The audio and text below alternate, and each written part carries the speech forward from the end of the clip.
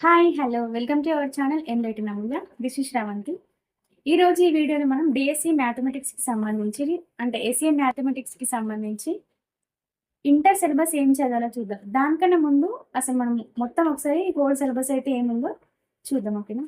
చూడండి, నా దగ్గర 2 పీడిఎఫ్స్ ఉన్నాయి. ఒకటేమో లాస్ట్ టైమ్‌ది, ఒకటేమో కొత్త నోటిఫికేషన్‌ది. దానికి దీనికి తేడా ఏంటంటే చాలామంది కన్‌ఫ్యూజ్ అవుతున్నారు. సో, అప్పుడొక పీడిఎఫ్ ఉంది. ఇప్పుడు రెండిట్లో కొంచెం సిలబస్‌లో అయితే తేడా ఉంది. అవేంటో చూద్దాం. అంటే కొత్త సిలబస్‌లో అయితే ఓన్లీ 8 టాపిక్సే ఉన్నాయి. బట్ పాత సిలబస్‌లో అయితే దాదాపు 12 ఉన్నాయి. అంటే యూనిట్ వైస్ ఇట్లా 12 టాపిక్స్ ఉన్నాయండి మొత్తం. ఆ 12లో మనం చూడండి, ఈ కంప్యూటింగ్ అనే టాపిక్ మనకెప్పుడో తీసేసిర్రు. సో, ఇది లేదు.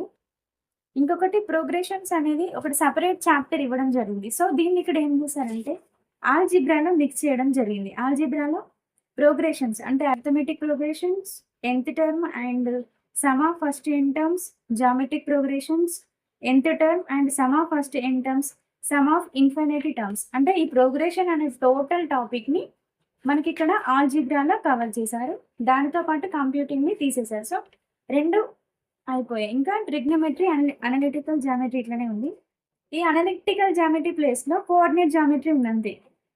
ప్రత్యేకించి అనలిటికల్ జామెట్రీ అనేది ఏమి ఇవ్వలేదు. అంటే circles, parabola, ellipse, DCs and DRs, locus, straight lines, pair of straight lines ఉంది గదా! సో, ఈ సిలబస్ అనేది మనకి ప్రెజెంట్ సిలబస్‌లో అయితే లేదు. సో, ఇప్పుడు క్లారిటీగా చూడండి. అందుకే మొత్తం ఓన్లీ 8 టాపిక్స్ ఉన్నాయి. ఫస్ట్ మనందరికి తెలిసిందే నెంబర్ సిస్టమ్. నెక్స్ట్ అర్థమెటిక్స్, తర్వాత ఆల్జీబ్రా, నెక్స్ట్ జామెట్రీ. జామెట్రీలో చూడండి మీరు ఏమేమి ఉన్నాయంటే topics basic geometrical concepts, 3D, 2D shapes, nets, drawing, representing, polygons, angle of a polygon and the related theorems, triangles, types, properties, criteria of congruence, criteria of similar triangles, constructions, related theorems, concurrent lines in triangles, centroid, orthocenter, circumcenter, and incenter, inequalities in a triangle and their theorems, quadrilaterals, and their properties. అంటే ఇవన్నీ మనకి only 10th related వరకే ఉన్నాయి. So, ఇవన్నీ 10th వరకు చదువుకుంటే సరిపోతుంది. Coordinate జామెట్రీలో గూడా Cartesian system, graph of linear equations, distance between 2 points, collinearity, section formula, trisectional points of a line, area of a triangle on coordinate plane, equation of straight line, different forms and their conversions, slope of line joining 2 points. ఇక్కడ వరకే cover అయింది. మనకి pair of straight lines కూడా ఎగ్జామ్‌లో లేదు. So, ఇక్కడ వరకు చదువుకుంటే సరిపోతుంది. మోస్ట్‌లీ ఇంటర్ సిలబస్ అనేది చాలా చాలా తగ్గించడం జరిగింది.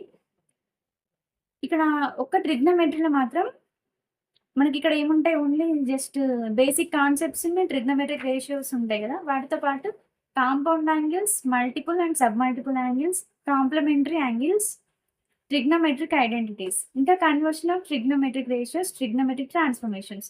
ఇక్కడ వరకే చదువుకోవాలి. మనకి 10థ్‌లో ఇవన్నీ ఉండవు. Just 6 type of trigonometric ratios, ఇంకా వాటికి సంబంధించినటువంటి ఐడెంటిటీస్ వరకే ఉంటాయి. జస్ట్ కన్వర్షన్స్ ఉంటాయి. బట్ మనకిక్కడ multiple and sub multiple angles, complementary అంటే సమ్ ఆఫ్ 2 యాంగిల్స్ 90 అయినప్పుడు ఎట్లా ఉంటాయి? వాటి ప్రాపర్టీస్ అనేది కాస్, సైన్ ఎలా మారుతుంది? Plus, minus. సో, ఇటువంటి వాటితో పాటు కన్వర్షన్స్ ఆఫ్ ట్రిగ్నోమెట్రిక్ రేషియోస్ అయితే మనం చదువుకోవాల్సి ఉంటుంది. ఇంకొకటి ట్రిగ్నోమెట్రిక్ ట్రాన్స్‌ఫర్మేషన్ అనేది కంప్లీట్‌గా ఇంటర్ సిలబస్. ఇంకా applications of trigonometry, angle of elevation and angle of depression, heights and distances అనేది ఓన్లీ 10th క్లాస్ సిలబస్. అది చదువుకుంటే సరిపోతుంది. సో, మనం ట్రిగ్నోమెట్రీకి సంబంధించినటువంటి 10th క్లాస్‌తో పాటు ఇంటర్‌లో ఏం చదవాలంటే ఏంటి compound angles, multiple and sub multiple angles, complementary angles, conversion of trigonometric ratios and trigonometric transformations. ఇవి ఇంటర్ సిలబస్ చదువుకుంటే సరిపోతుంది. కమింగ్ టు మెన్సురేషన్, ఇది ఇంటర్‌లో అయితే మెన్సురేషన్ లేదు గదా! ఈ ఓన్లీ 10th వరకే చదువుకుంటే సరిపోతుంది. ఒక్కసారి టాపిక్ చూడండి, క్లియర్‌గా ఉంటుంది. సిలబస్ కాపీ అందరి దగ్గర ఉండొచ్చు. డౌన్‌లోడ్ చేసుకోండి. లేకపోతే ఒకసారి వినండి. ఇవన్నీ తెలిసినవే. Area and perimeter, triangle, quadrilaterals, area of rectangular parts, area of the circle, circle parts, area of sector, circumference of circle, curved surface area and total surface area of cube, cuboid, right circular cylinder, cone, sphere, hemisphere, right pyramid, right prism, volume of cube, cuboid, right circle cylinder, cone, sphere, hemisphere, volume and capacity, relationship between surface areas of any two comparable solids, relation between volumes of any two comparable solids, surface area and volumes of combinations of any of the following. అంటే cubes, cuboids, spheres, hemispheres, right circular cylinders and cones. Problems involving converting one type of metallic solid into another and other mixed problems. అంటే ఎట్లా అంటే ఎటువంటి problems అంటే, for example ఒక తీగని melt చేసినప్పుడు దాన్ని ట్రయాంగిల్ షేప్‌కి మార్చినప్పుడు గానీ, లేదంటే సిలిండర్‌కి మార్చినప్పుడు గానీ, వేరే షేప్‌లోకి మార్చినప్పుడు ఎలా అవుతుంది? లెంత్, హైట్ ఇట్లా ఎలా చేంజ్ అయితాయి? కొన్ని ప్రాబ్లమ్స్ ఉంటాయి గదా! అటువంటి ప్రాబ్లమ్స్ అప్లికేషన్ ఓరియంటెడ్‌లో వస్తాయి. సో, ఈ మొత్తం 10థ్ క్లాస్ వరకు ఉన్న మెన్సురేషన్ చదువుకుంటే క్లియర్‌గా సరిపోతుంది. సో, మన ఎస్ఏ మ్యాథమెటిక్స్‌కి అంతకుముందు ఉన్న సిలబస్‌లో అయితే మనకి చూడండి, అనలిటికల్ జామెట్రీ అనే ప్లేస్‌లో లోకస్ ఉంది, ట్రాన్స్ఫర్మేషన్ ఆఫ్ యాక్సిస్ ఉంది, straight lines, pair of straight lines, coordinates, DCs and DRs, అదే direction cosines and direction ratios, Cartesian equation of a plane, circles and system of circles, parabola, ellipse, hyperbola and polar coordinates. ఇవన్నీ అయితే old సిలబస్‌లో ఉన్నాయి. But new వచ్చిన పీడిఎఫ్‌లో మాత్రం ఇవేవి కనిపించడం లేదు. మనం డిఫరెన్షియేషన్, ఇంటిగ్రేషన్స్ ఉంది అని చాలామంది అనుకున్నారు. నేను కూడా కొద్దిమంది కాల్ చేసి ఈసారి సిలబస్‌లో డిఫరెన్షియేషన్, ఇంటిగ్రేషన్ ఉందంట గదా! అంటే అవునా అని అనుకున్నాను. బట్ అది మనకి కాదు. ఏపీ వాళ్ళకైతే ఆ సిలబస్ ఉంది. కంపేర్డ్ టు ఏపీ, తెలంగాణ వాళ్ళకి ఎస్ఏ మ్యాథమెటిక్స్ అయితే చాలా చాలా తక్కువ. 10థ్ క్లాస్ వరకైతే ఎవరైతే పర్ఫెక్ట్‌గా ఉండి ఇంటర్‌లో ఈ టాపిక్ చదువుకోండి. ఇంకా టైం ఉన్న వాళ్ళు ఒకసారి చూస్తే చూసుకోండి, చెప్పలేం గదా! అంటే సిలబస్ అయితే మొత్తం ఇంతే ఉంది. బట్ ఇంటర్‌ది కూడా వీలైతే చదువుకునే ప్రయత్నం చేయండి. అంటే ఓల్డ్ సిలబస్‌లో ఇంటర్‌లో ఏమేమి ఉందో అదే చదువుకునే ప్రయత్నం చేయండి. లేకపోతే అవసరం లేదు. ఓకేనా? క్లారిటీ వచ్చిందా? మళ్ళొకసారి వినండి. మొత్తం 8 టాపిక్స్ ఉన్నాయి చూడండి. నెంబర్ సిస్టమ్ అందరికి తెలుసు. అది 10థ్ వరకే, ఇంటర్ సిలబస్ కాదు. అర్థమెటిక్ కూడా మొత్తం 8థ్ క్లాస్‌లోనే కవర్ చేసి ఉంటది. Ratios and proportions, unitary method, direct and indirect proportions, percentages, decimals into percentages, profit and loss, discount, simple interest, compound interest, partnership, time and work, time and distance, clocks and calendar. So, ఇదంతా arithmetics కిందకి వస్తుంది. ఆల్జీబ్రాలో కూడా same. ఇది ఎక్కడి వరకు అంటే ఇది కూడా 10థ్ సిలబసే.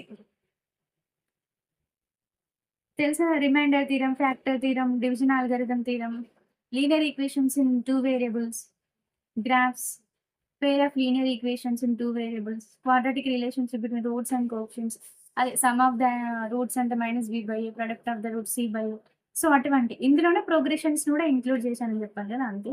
జామెట్రీ కూడా ఇంతకుముందు ఎక్స్‌ప్లెయిన్ చేయడం జరిగింది. నెక్స్ట్ కోఆర్డినేట్ జామెట్రీలో అయితే చాలా చాలా చిన్న సిలబస్ ఉంది. ఎందుకు ఇంత తక్కువ సిలబస్ ఇచ్చారో చూడండి. ఓన్లీ డిస్టెన్స్ బిట్వీన్ 2 పాయింట్స్ తెలుసా? Distance between 2 points is equal square root of x2 minus x1 whole square plus y2 minus y1 whole square. అదొకటి. కొలీనియారిటీ. కొలీనియారిటీ అంటే ఏంటి? కొలీనియర్ అంటే ఇటు or more points lying on the same line, then those points are said to be collinears. అంటే ఒకే రేఖ పైన 2 లేదా అంతకంటే ఎక్కువ బిందువులు ఉంటే వాటిని సరేఖీయాలు అంటారు. ఈ కొలీనియారిటీకి ప్రాపర్టీ ఉంటుంది. అంటే ఇప్పుడు ఫర్ ఎగ్జాంపుల్ 3 పాయింట్స్ తీసుకుంటే slope of AB is equal to slope of AC ఉండాలి. అంటే ఒకే లైన్ మీద ప్యారలల్ సేమ్ స్లోప్ ఉంటుంది అన్నట్టు. లేదు అంటే distance between plus BC is equal to CA. అంటే 2 పాయింట్స్‌కి డిస్టెన్స్‌ని కలిస్తే మళ్ళీ థర్డ్ పాయింట్ రావాలన్నమాట. సో, ఇటువంటి కండిషన్స్ కొన్ని ఉంటాయి. అవి చూసుకోండి. ఇంకా ట్రైసెక్షనల్ ఫార్ములా అంటే తెలుసు. సెక్షన్ ఫార్ములా ఉంటుంది కదా! సెక్షన్ ఫార్ములా అంటే ఏంటిది? For example 2 points a x1, y1, b x2, y2 అనే 2 పాయింట్స్ ఉంటే అందులో ఏదో ఒక లైన్ ఆ 2 పాయింట్స్‌ని జాయిన్ చేసే లైన్ ఉంటుంది కదా! దాన్ని ఒక పాయింట్ దగ్గర టచ్ చేస్తుంది.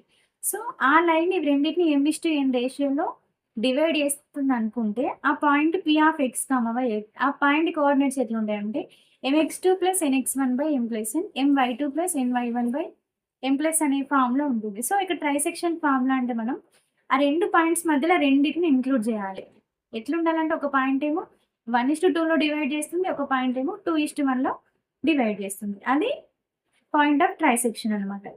ఇంకా area of triangle and coordinates planes, straight lines, different forms and then conversion in slopes of 2 joining points. Slope అంటే తెలుసు. 2 పాయింట్స్ స్లోప్ అంటే y2 - y1/x2 - x1. సో, అట్లా స్లోప్ ఫైండ్ ఔట్ చేయడం ఇవన్నీ ఈజీగానే ఉంటుంది. మెన్సురేషన్ కూడా చెప్తున్నారు. Next last statistics and probability. ఇందులో data handling, data collection and organisation of data, pictograph and bar graphs, simple pie charts, measures of central tendency, mean, median, and mode of ungrouped data and grouped data, specific usages, empirical relation of mean, median, and mode, frequency distribution for ungrouped and grouped data, preparation of frequency distribution table, frequency graphs and histogram for equal and unequal class intervals, frequency polygon, frequency curve, cumulative frequency curves, and related problems, usage of different values and central tendencies through OGIFs, probability, basic concepts and definitions of probability, outcomes and chances, events, mutually exclusive, possible and impossible, complementary applications of probability. So these are the topics involved in statistics and probability. So ఈ topics చదువుకుంటే సరిపోతుంది. ఇవన్నీ చదివిన తర్వాత కూడా మీకు ఎక్కువ time ఉంటే ఇప్పుడు ఏ సిలబస్ అయితే మనం లేదు అని ఫీల్ అవుతున్నామో టైం ఉన్న వాళ్ళు అవి చూసుకోండి. ఎప్పటికైనా సబ్జెక్ట్ ఉంటే తప్పేం కాదు కదా! సో నేర్చుకోండి. లేదు ఇది చదవడమే కొంచెం కష్టంగా ఉంది. ఇప్పుడు ఫర్ ఎగ్జాంపుల్ నాలాంటి హౌస్ వైఫ్స్ వాళ్ళు ఉంటే సిలబస్ చదవడానికి టైం సరిపోదు అనుకుంటారు కదా! సో వాళ్ళైతే ఈ సిలబస్ పక్కాగా చదివి పెట్టుకోండి. టైం ఉన్న వాళ్ళు ఎక్స్ట్రా చదవండి. లేదంటే మనం ప్రాక్టీస్ క్వెషన్ పేపర్ తీసుకుంటే అందులో అన్నీ కవర్ అయితాయి కదా! సో అక్కడైనా మనం దాని అంటే ఏమైనా కొత్త ప్రాబ్లమ్స్ వస్తే మనం అక్కడే సాల్వ్ చేసుకొని వాటి మనం నేర్చుకుంటే సరిపోతుంది. ఓకేనా? All the best. మంచిగా ప్రిపేర్ అవ్వండి. చాలా కాంపిటీషన్ ఉంది డీఎస్సీకి. ఓకేనా? Thank you for watching this video. Please like, share and comment and don't forget to subscribe our channel ఎన్‌వైట్ నమోదు. Thank you.